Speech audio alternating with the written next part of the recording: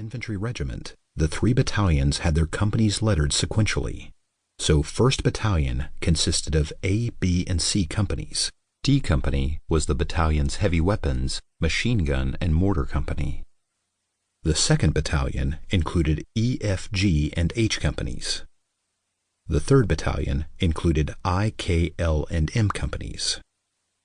J Company was not used to avoid confusion with I Company.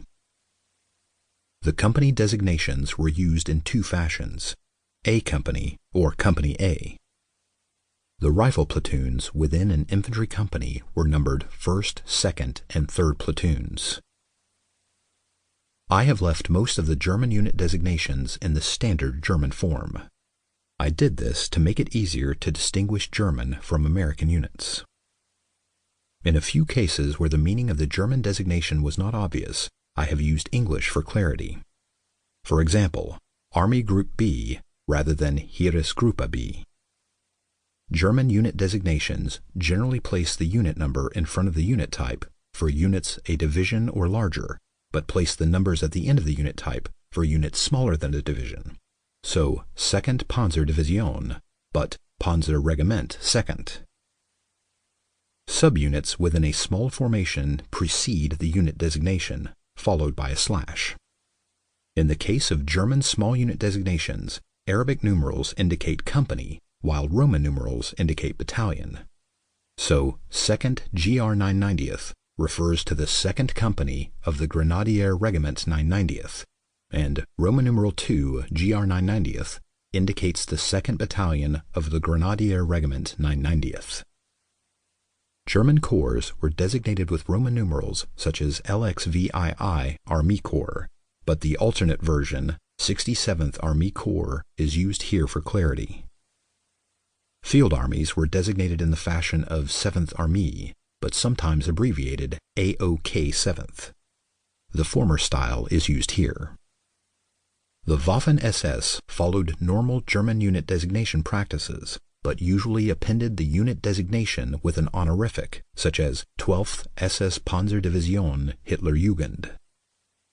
Perhaps the most confusing aspect of Waffen-SS designations was their new system of ranks. The Wehrmacht in World War II tended to use centimeter measurements for the gun calibers of larger weapons and millimeters for small arms. I have used the contemporary practice of millimeters for all types, so 75 millimeters instead of 7.5 centimeters. The maps presented here follow the usual World War II style of tactical unit symbols used by the U.S. Army.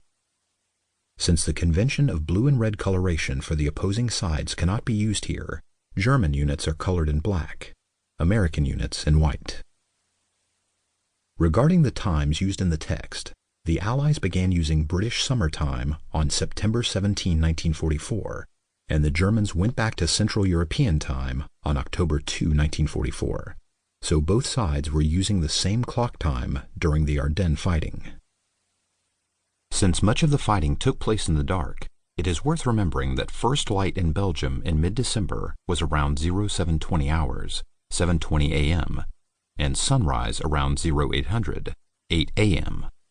Sunset was around 1640 hours, 4:40 p.m., with dusk lasting until 1720, 5:20 p.m. This book uses the German terminology for the chronology of the attack. The first day of the attack, Saturday, December 16, 1944, was called X-Day, X-Tag, and then the subsequent days in the pattern, X+1, X+2, etc. This chronology has been kept since the timetable was essential to the success or failure of the German offensive.